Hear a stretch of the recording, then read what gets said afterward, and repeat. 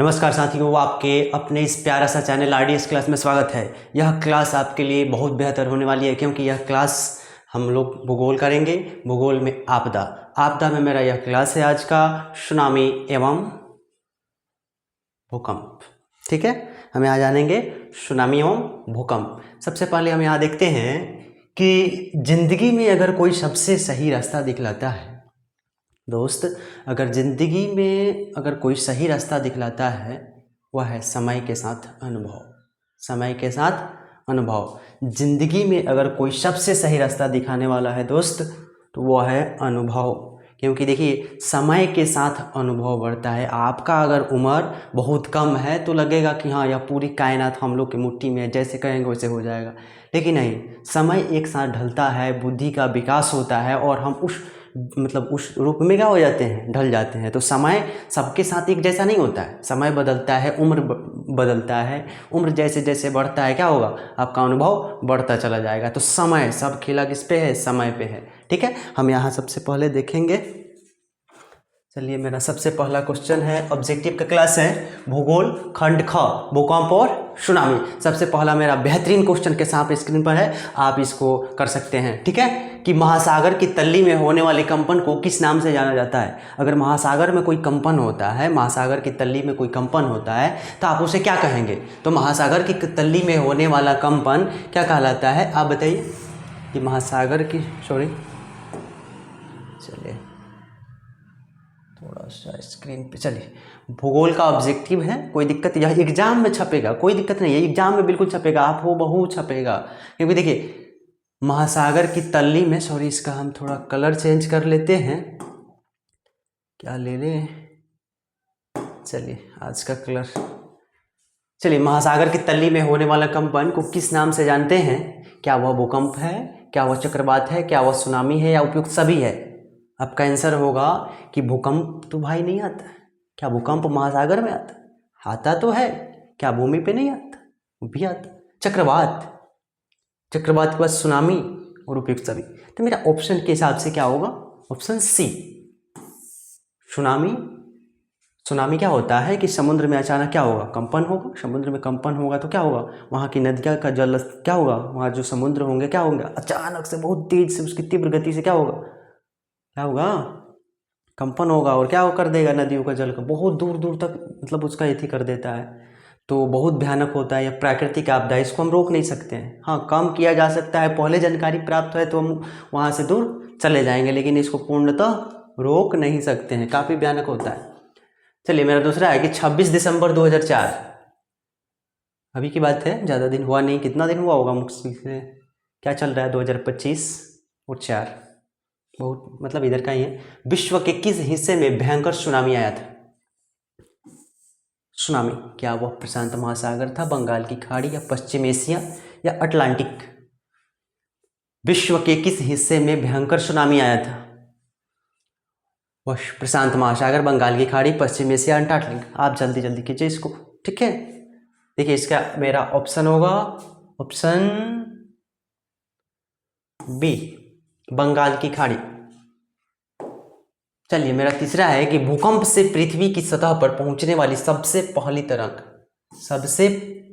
पहला तरंग को किस नाम से जाना जा सकता है।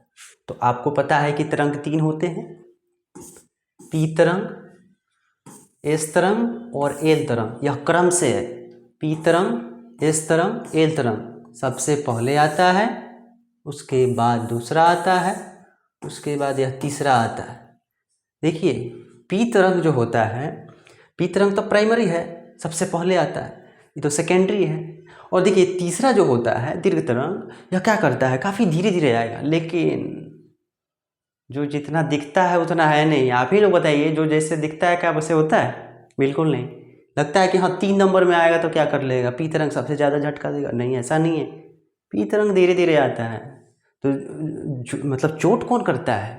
अगर आपको टॉप करना है तो आप शांत रहिएगा, अचानक सा भौकाल ला दीजिएगा तो आप टॉप कर सकते हैं। तो यही बात यहाँ भी है कि पी तरंग, एस तरंग तो आता रहता है, लेकिन जब एल तरंग लाता है तो काफ़ी तबाही मचा के चला जाता है। तो कहता है सबसे पहला तरंग है, वो पहला तरंग क्या पी तरंग है, एस तरंग है, एल तरंग है, या टी तरंग है। तो मेरा ऑप्शन क्या होगा, क्या होगा आप बताइए? पी तरंग। चलिए, भूकंप के केंद्र की ऊर्ध्वाधर पृथ्वी पर स्थित केंद्र को क्या कहा जाता है? भूकंप का केंद्र, अनुकेंद्र, अधिकेंद्र या कोई नहीं? ऑप्शन के हिसाब से आप उत्तर बताइए। कोई जल्दी नहीं है, क्योंकि समय आपको पहले ही बताया है कि समय का खेल है। अगर आपके पास समय आप जिस पर ज़्यादा दीजिएगा अनुभव बढ़ता जाएगा। तो समय है, आप आराम से पहले क्वेश्चन को बारीकी से पढ़िए, ऑप्शन को देखिए और फिर इसका आंसर दीजिए, कोई दिक्कत नहीं। चलिए, इसका क्या आंसर होगा अब बताइए, ऑप्शन बताइए।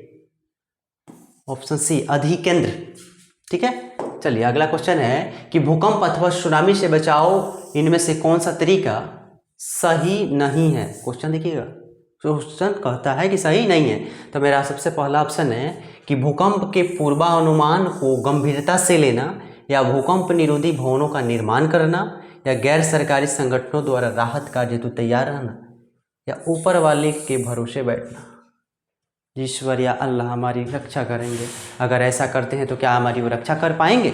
आप ही बताइए। जैसे अभी चल रहा है, मानसून चल रहा है, इसमें बारिश हो रही है, गरज के साथ वर्षा हो रही है। अभी अभी की घटना है कि यहाँ क्या होता है, कितना ठनका गिरता है और कितना व्यक्ति चल देता है, ऊपर चला जाता है। तो क्या हम भगवान के भरोसे रहेंगे कि हाँ भगवान जी आएंगे और हमारे को क्या करेंगे, बचाएंगे? तो ऐसा असंभव है। अगर भूकंप आ गया तो आप रोक सकते हैं क्या? भूकंप को आप रोक सकते हैं? रोकना है तो रोक के देखिए। बिल्कुल नहीं। आपका भी उत्तर होगा कि नहीं, भूकंप को नहीं रोक सकते। हाँ, अगर भूकंप की जानकारी पहले मिल जाए तो हम उससे बचने का कुछ उपाय ढूंढ सकते हैं। हाँ, वैसे ही सुनामी का भी है। अगर सुनामी अगर समुद्री इलाके में आता है तो क्या करेंगे? अगर पहले से जानकारी मिल जाता है तो क्या करेंगे? हम दूर चले जाएंगे। लेकिन अगर यहाँ तो क्वेश्चन कहता है क्या हम भगवान के भरोसे रहेंगे तो क्या हमारी समस्या टल जाएगी? नहीं टलेगी भैया, बिल्कुल नहीं। आपका भी आंसर होगा कि नहीं, भगवान के भरोसे अगर रहेंगे तो काम चलने वाला नहीं है। चलिए, गुजरात में भयंकर भूकंप कब आया था? गुजरात में भयंकर भूकंप कब आया था? ऑप्शन है 1998, 2001, 2002, 2005। तो गुजरात में जो भूकंप आया था 2001 में, काफ़ी भयंकर था, 2001। चलिए, मेरा अगला क्वेश्चन है भूकंप की सर्वाधिक विनाशकारी तरंग। हाँ, आपने पढ़ा कि सबसे ज़्यादा विनाशकारी क्या? वो पी तरंग, क्रम के अनुसार हम लिख रहे हैं, पी तरंग, एस तरंग और एल तरंग। प्राथमिक, द्वितीय, दीर्घ। प्राथमिक, द्वितीय, दीर्घ। सबसे कम क्षति, उसके बाद दूसरा नंबर, तीसरा नंबर सबसे अधिक, सबसे अधिक, उससे थोड़ा कम, सबसे कम। ठीक है, सबसे अधिक, उससे थोड़ा कम और सबसे कम। सबसे कम क्षति पहुंचाता है पी तरंग, लेकिन सबसे पहले पी तरंग पहुंचता है। ठीक है, तो देखिए, पी तरंग, एस तरंग, एल तरंग और टी तरंग। तो सबसे मेरा विनाशकारी कह रहा है ना क्वेश्चन में, तो विनाशकारी क्या होगा? एल तरंग होगा। चलिए, अगला क्वेश्चन, सुनामी का संबंध किससे है? क्या स्थल पर आता है, समुद्र में आता है, आसमान में आता है या कहीं? आपका ऑप्शन के हिसाब से आप बताइए कि क्या सुनामी स्थल पर आएगा या समुद्र में आएगा या आसमान में आएगा या सभी पे आएगा? बताइए, वेट कर रहे हैं थोड़ा। लेकिन देखिए, यह समस्या यही है कि आप देखिए, इसको कीजिए, स्थल, समुद्र, आसमान। आपका आंसर होगा क्या होगा? समुद्र में ही आता है ना सुनामी। 26 दिसंबर 2004 विश्व के किस हिस्से में भयंकर सुनामी आया था? बताइए, आप पीछे भी कर चुके हैं कि 26 दिसंबर 2004। ऑप्शन में क्या यह भी दे सकता है कि 26 दिसंबर 2004 को कहाँ भूकंप सबसे ज़्यादा आया था, किस क्षेत्र में आया था? तो क्या आपका आंसर क्या होगा? प्रशांत महासागर होगा कि अटलांटिक होगा कि बंगाल की खाड़ी या कोई नहीं? तो ऑप्शन चेंज करने का क्या है? आप अगर इसको कर लेते हैं तो आप खुद से देखिए, अगर आपसे यहाँ क्वेश्चन डाल दिया गया कि 26 दिसंबर 2004 को विश्व के किस हिस्से में सुनामी आया था, तो ऑप्शन तो मेरा ठीक है, ऑप्शन मारेंगे बंगाल की खाड़ी, मेरा सही है। आपका भी होगा कि हाँ बंगाल की खाड़ी। लेकिन क्वेश्चन कहेगा कि बंगाल की खाड़ी में मतलब कब सुनामी आया था, तो ऑप्शन तो यहाँ ही डाल सकता है। तो अगर यह कर लेते हैं तो यह हो जाएगा, अगर यहाँ डालकर अगर यहाँ ऑप्शन चेंज कर देगा तो आप भी कर सकते हैं। तो एक से क्या होगा? डबल क्वेश्चन बन जाएगा। चलिए, गुजरात का कक्ष किस भूकंपीय जोन में आता है? बताइए, क्या जोन 2, 1, 3, 5, जोन 2 में, जोन 3, जोन 1, जोन 5, 1, 2, 3, 4, 5, कोई भी ऑप्शन चुनिए। 2, 1, 3, 5। गुजरात का कक्ष किस भूकंपीय जोन में आता है? कितना नंबर है? 10। बताइए।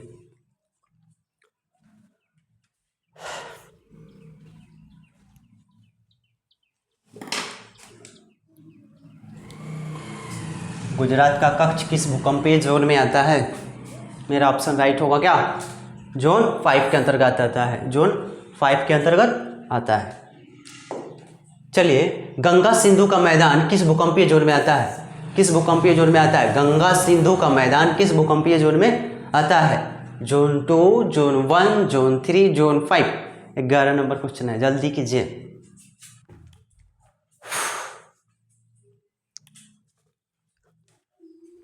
तो गंगा सिंधु का मैदान किस जोन में आता है?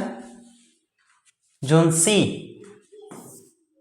तीसरा नंबर में आता है। चलिए, मेरा अगला क्वेश्चन है कि शिवालिक, हिमालय तथा पूर्वोत्तर भारत किस भूकंपीय जोन में आते हैं? अगर आप जोन का क्लास पहले नहीं किए होंगे, अगर सब्जेक्टिव में क्लास नहीं किए होंगे, प्लीज़ उस क्लास को करके आइए, क्योंकि वह क्लास आपके लिए बहुत बेहतर है। वह क्लास अगर आप कर लिए हैं तो यहाँ कोई दिक्कत नहीं होने वाली है, क्योंकि ऑब्जेक्टिव बस वही। अगर आपका सब्जेक्टिव ठीक है तो क्या करेगा ऑब्जेक्टिव? कुछ नहीं। ऑब्जेक्टिव तो क्या, धुआं है। अगर आपके पास सब्जेक्टिव का ज्ञान है तो क्या उसी में से तो निकाला गया है कि हाँ जोन 1, 2, 3, 4, 5 आपको जोन बता दी है, जोन के उदाहरण ले लिए हैं क्या? तो वही दिखाया गया है ना इसमें भी। तो आपको अगर करना होगा तो बस वहाँ से आप कर लीजिएगा, और यहाँ से क्या कर सकते हैं, बस आप देख कर ऑब्जर्व कर सकते हैं। तो यहाँ भी कहता है कि शिवालिक, हिमालय और पूर्वोत्तर भारत किस भूकंपीय जोन में आता है? तो क्या जोन 2, 4, 3, 5? आपका आंसर क्या होगा? शिवालिक, हिमालय।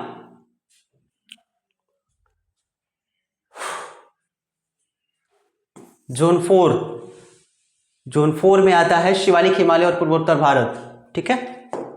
चलिए, अगला क्वेश्चन है कि कौन सी तरंग पृथ्वी पर सबसे पहले, ये भी क्वेश्चन आप कर लिए हैं, बताइए सबसे पहले कौन पहुंचता है? एल, पी और एस या उपयुक्त सभी? क्या सभी पहुंचता है एक साथ? नहीं, ऑप्शन चेंज कर सकता है। तो आपको क्या करना है, अगर इसको भी, हाँ कोई ऐसा बच्चा होता है कि क्या कर लेता है कि हाँ ऑप्शन के साथ इसको याद कर लिया कि हाँ 13 नंबर का क्वेश्चन क्या होगा कि कौन सी तरंग पृथ्वी पर सबसे पहले पहुंचती है? रट लिया, खूब रट लिया। रटने के बाद कहता है A, B, C, D, 4 option है, चारों में से चारों को रट लेगा। एल तरंग, ए तरंग, ऐसे करते रहता है। और वो क्या किया, रट लिया, रट के याद कर लिया, ऑप्शन कहीं बदल दिया। तो अगर मान के चलिए पी तरंग को अगर द्वितीय तरंग लिख देता है, कभी कभी पी तरंग ही ले देता है, तो क्या अगर ऑप्शन बी के जगह अगर ले जाके डी में डाल दे और इसको हटा के अगर कोई टी डाल दे, पी डाल दे, कुछ भी कर दे, तो क्या वह रटंतु विद्या यहाँ काम करेगा? आप ही बताइए, क्या कर सकता है? नहीं करेगा। तो आप कॉन्सेप्ट पर ध्यान दीजिए कि हाँ अगर हमने सब्जेक्टिव का क्लास बढ़िया से किया है तो इसमें कोई अगर चेंज भी करता है ऑप्शन में तो आप कर लीजिएगा, क्योंकि बोर्ड एग्जाम में ज़्यादा कुछ चेंज नहीं करता है, ऑप्शन को इधर से उधर कर सकता है, बाकी कुछ चेंज नहीं होगा। हाँ देखिए, तो क्या होगा कि सबसे पहले क्या पहुंचती है? पी तरंग। ठीक है। चलिए, सबसे विनाशकारी तरंग, आप ये भी पढ़ चुके हैं। सबसे विनाशकारी कौन लाता है? जो सबसे धीरे धीरे चलता है, सबसे धीरे। अच्छा, जंगल का राजा तो शेर होता है, आराम से बैठा रहता है, जबकि उससे भी बड़ा विशाल विशाल जानवर है ना जंगल में, फिर भी राजा है। क्यों राजा है? आराम से रहता है, आराम से। लेकिन जिस दिन दहाड़ता है तो पूरा जंगल गुजार देता है। तो बात वही है कि सबसे भूकंप अगर या सबसे विनाशकारी लाता है तो आराम से है। सबसे पहले आ गया पी तरंग, चला गया। एल तरंग आगे चला गया, कोई पी तरंग, इस तरंग आया, चला गया। लेकिन एल तरंग लास्ट में आता है, तबाही करके लाएगा, धीरे धीरे लाएगा लेकिन तबाही कर देगा। ठीक है, तो एल तरंग। चलिए, ज्वालामुखी का उद्गार में कौन सा पदार्थ बाहर निकलता है? आपका आंसर क्या होगा? ऑप्शन देता है जलवाष्प, लावा, गैस या उपयुक्त सभी। जलवाष्प। क्वेश्चन ध्यान से पढ़िएगा कि ज्वालामुखी उद्गार होता है, ज्वालामुखी क्या होता है? उद्गार होता है। तो क्या कौन सा पदार्थ इसमें से बाहर निकलेगा? क्या गैस निकलेगा या लावा निकलेगा या जलवाष्प निकलेगा? सभी निकलेगा। देखिए, पेट में गैस होता है, क्या क्या बाहर निकल सकता है आप ही बताइए। अगर मान के चलिए हम लोग के पेट में गैस हो गया तो क्या क्या बाहर निकल सकता है? आपको अनुभव होगा, कभी कभी मुँह से भी निकलता है, उसमें से वो हवा भी पासिंग होता है। तो बहुत सारी प्रक्रिया है। क्या पेट में अगर गैस होता है तो देखिए गैस भी बाहर आती, उसके साथ कुछ लवा, जैसे पेट में अगर अचानक गैस होता है तो इसके साथ हवा भी बाहर आता है, कुछ उल्टी करके भी हम लोग बाहर कर देते हैं, और कुछ पोटी करके भी बाहर कर देते हैं। तो वही बातें हैं कि अगर ज्वालामुखी उद्गार होगा तो जल के साथ वाष्प निकलेगा, लवा भी निकलेगा और गैस, तीनों निकलेगा। तो क्या उपयुक्त सा भी नहीं होगा? बिल्कुल तीनों होगा, चारों। इसका आंसर क्या होगा? डी, उपयुक्त सा भी। तो ज्वालामुखी के उद्गार में कौन सा पदार्थ बाहर निकलता है? तो जल वाष्प भी निकलता है, लावा भी निकलता है और गैस भी निकलता है। चलिए, भूकंप से बचने का उपाय बताइए। क्या भूकंप का पूर्वानुमान, प्रशासनिक कार्य, जान माल की सुरक्षा, उपयुक्त सभी। भूकंप से हम कैसे बच सकते हैं? तब भूकंप के पहले ही जानकारी अगर मिल जाए हमको तो क्या हम भूकंप से अपने बचाव को उपाय नहीं ढूंढेंगे? अब कहीं होगा, आप ही बताइएगा। हाँ, हम ढूंढेंगे। अगर हमको पहले ही पता लग जाए कि इस जगह पे बाढ़ आने वाला है तो क्या हम इस पर पहले से सतर्क नहीं हो जाएंगे? अगर दुश्मन को पहले ही पता चल जाए कि इस पर अटैक होने वाला है तो क्या वो तैयार नहीं रहेगा? बिल्कुल रहेगा। तो देखिए, प्रशासनिक कार्य और जान माल की सुरक्षा, या तीनों पर हम क्या करेंगे? उपाय ढूंढेंगे। तो उपयुक्त सभी। चलिए, सुनामी प्रभावित क्षेत्र में मकानों का निर्माण कहाँ करना चाहिए? अगर सुनामी क्षेत्र है कि हाँ पहले से यह डाटा सरकार निकाल दी है कि इस क्षेत्र में हमेशा क्या आता है? सुनामी आता है, तो क्या हम उस क्षेत्र में रहेंगे? नहीं। तो क्या आप समुद्र के किनारे रहिएगा? आप ही बताइए। अगर हमारा घर नदी के किनारे बना दिया गया और हर साल हम जानते हैं कि यहाँ बाढ़ आता है, फिर भी जाकर घर बनाते तो दिक्कत किसकी होगी? सरकार ने तो कह दिया है कि आप वहाँ नहीं रहिएगा, क्योंकि देखिए वहाँ हर साल बाढ़ आता है, समस्या आएंगी, तो आपके साथ ही समस्या होगी ना। क्या सरकार करने आएगा? नहीं करने आएगा। तो आप ही उससे मतलब कोई भी उपाय आप ही कीजिए। अगर बाढ़ आता है तो झेलिएगा आप। तो सरकार ने कह दिया कि हाँ इस क्षेत्र में आप नहीं रहिए। तो वैसे ही कहता है कि सुनामी प्रभावित क्षेत्र में मकानों का अगर आप घर बनाते हैं तो क्या सागर के किनारे बना लीजिएगा, या मैंग्रोव वन में बना लीजिएगा, या सागर से दूर बनाइएगा। हम सागर से दूर बनाएंगे, झंझट ही न रहे कि हम सुनामी से भी बचाव के वो होना चाहिए। तो बात वही है, ऑप्शन सागर से दूर आप बनाइएगा, कोई दिक्कत। चलिए, बंगाल की खाड़ी देखिए, वहाँ बताए थे कि बंगाल की खाड़ी में सुनामी कब आया था। आपको याद होगा कि 26 दिसंबर 2004, 15 अक्टूबर 2000 और 28 दिसंबर 2009, या सभी। आपने वहाँ भी देखा होगा 2004, काफ़ी 26 दिसंबर 2004 को बंगाल की खाड़ी में सबसे भयंकर सुनामी आया था। ठीक है, हाँ, इसका ऑब्जेक्टिव समाप्त हुआ। धन्यवाद, मिलते हैं अगले क्लास में। और अगर एग्ज़ाम की तैयारी बहुत अच्छे से नहीं कर रहे हैं तो प्लीज़ करिए, क्योंकि अब समय नहीं बचा है। 4 मंथ और ही बोर्ड का एग्ज़ाम है। अगर आप बेहतर करना चाहते हैं तो प्लीज़ आप दरवाज़ा बंद कीजिए और आराम से, कहीं ज़रूरत नहीं है भटकने की, आराम से सिलेबस ध्यान दीजिए, आप कर लीजिएगा। खुद पर विश्वास होना चाहिए कि हाँ हम कर लेंगे, हो जाएगा। अगर आप विश्वास करते हैं कि हाँ हम ही निकाल लेंगे, हम टॉप कर लेंगे, बिल्कुल कीजिएगा, पहले विश्वास बनाइएगा। ठीक है, अगर आपका विश्वास है, हमारे साथ, आपके साथ हम जुड़े हैं। ठीक है, धन्यवाद, मिलते हैं अगले क्लास में।